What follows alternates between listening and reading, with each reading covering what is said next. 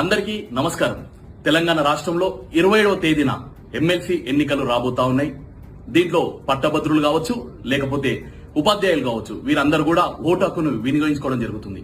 ఈ సందర్భంగా భారతీయ జనతా పార్టీ ఆధ్వర్యంలో 3 ఏవైతే టీచర్స్ కావచ్చు, లేకపోతే గ్రాడ్యుయేట్ ఎన్నికలలో 3 అభ్యర్థులని నిలబెట్టడం జరిగింది.